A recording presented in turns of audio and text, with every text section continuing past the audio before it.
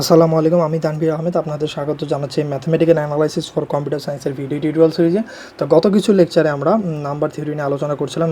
এরই ধারাবাহিকতায় গত টিউটোরিয়ালে আমরা চাইনিজ রিমাইন্ডার থিওরামের একটা এক্সাম্পল দেখেছিলাম। আজকে আমরা আরেকটি এক্সাম্পল করব। তো এখানে আমার তিনটি ইকুয়েশন দেওয়া রয়েছে। তো আমি এগুলোর জন্য আলাদা করে লিখি, আমাদের জন্য সুবিধা হবে। তাহলে A1 হলো এখানে 3, A2 হলো 1 এবং A3 হলো 6। আর M1 কত হলো ভ্যালু 5, M2 ভ্যালু হলো 7, আর সরি এগুলো ছোটো হাতের M হবে। আর M3 ভ্যালু হলো 8, M3 ভ্যালু হলো এখানে 8। আচ্ছা, এরপরে আসা যাক, প্রথম স্টেপ যেটি ছিল আমার বিগ এম বার করতে হবে, তাই না? বিগ এমের মানে কি M1 into M2 into M3, অর্থাৎ 5 ইন্টু 7 ইন্টু 8, 5 ইন্টু 7 ইন্টু 8, এটা করলে হবে আমার 280। আচ্ছা, বিগ এমের ভ্যালু পেয়ে গেলাম আমরা। তাহলে অনুরূপভাবে আমার সেকেন্ড স্টেপের জন্য বিগ M1 বার করব। আশা করি আপনারা স্টেপগুলো মনে রেখেছেন। তাহলে বড় এমের ভ্যালু হলো আমার এখানে সব জায়গায় 280।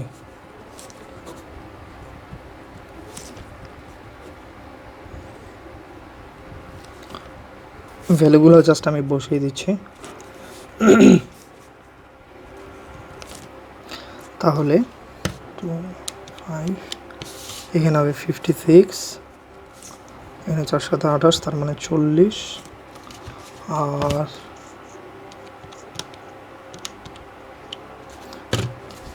35।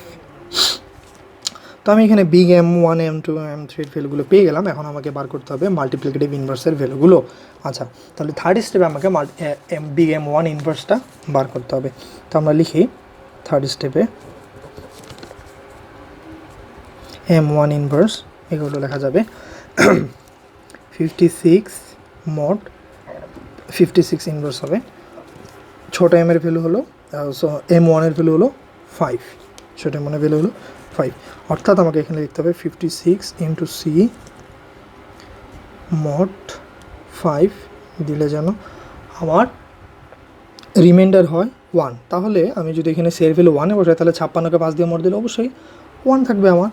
তাহলে এখানে সি এর ভ্যালু হবে 1। তাহলে আমি লিখতে পারি 56 এই অংশটাকে আমি রিপ্লেস করে লিখতে পারি মাল্টিপ্লিকেটিভ ইনভার্স, এর বদলে আমি লিখতে পারি 1। তারপরে আসি M2 ইনভার্সের ক্ষেত্রে 40 ইনভার্স, আর এখানে হলো মড 7। তাহলে আমি এখানে লিখতে হবে 40 ইন্টু সি মড হবে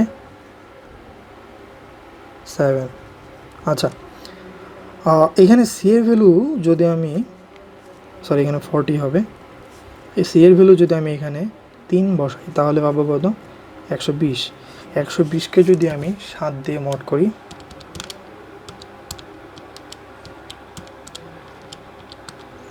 তাহলে পাবো 1। তাহলে সি এর ভ্যালু হচ্ছে কি এখানে 3। তাহলে আমার M2 এর ভ্যালু হলো এখানে 3। আচ্ছা, M3 ইনভার্সের ক্ষেত্রে আসি এখন আমরা 35 ইনভার্স মড 8। তাহলে আমাকে লিখতে হবে এখানে 35 ইন্টু সি মড 8। তাহলে আমার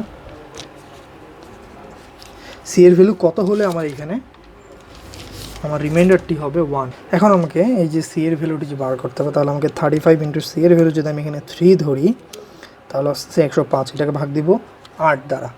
তাহলে 8 দ্বারা ভাগ দেওয়ার পরে আমরা এখান থেকে 13 যদি বিয়োগ দিই এবং এটাকে 8 দিয়ে গুণ দিই তাহলে আমার রিমাইন্ডার হলো 1। তাহলে এখানে সি এর ভ্যালু হলো 3। তাহলে M3 ইনভার্সের ভ্যালু হলো 3। তাহলে প্রথম M1 ইনভার্সের ভ্যালু 1, তারপরটা 3, তারপরেরটা 3। আচ্ছা, তাহলে এবার আসি আমাদের যে এক্সের ভ্যালুটি বার করতে হবে। তা আমি এখানে এক্সের ভ্যালুটি বার করতে হবে। তো এখানে আমি সুবিধার জন্য লিখে রাখি A1 A2 A3 3 1 6। তো আগে ইকুয়েশনটা লিখে ফেলি। আচ্ছা, A1 এর ভ্যালু কি 3, A1 এর ভ্যালু 3, বিগ M1 আর M ইনভার্সের ভ্যালু হলো 56 এবং 1, 56 এবং 1, A2 এর ভ্যালু হলো 1, A2 এর জন্য পাচ্ছি আমি 40 আর 3,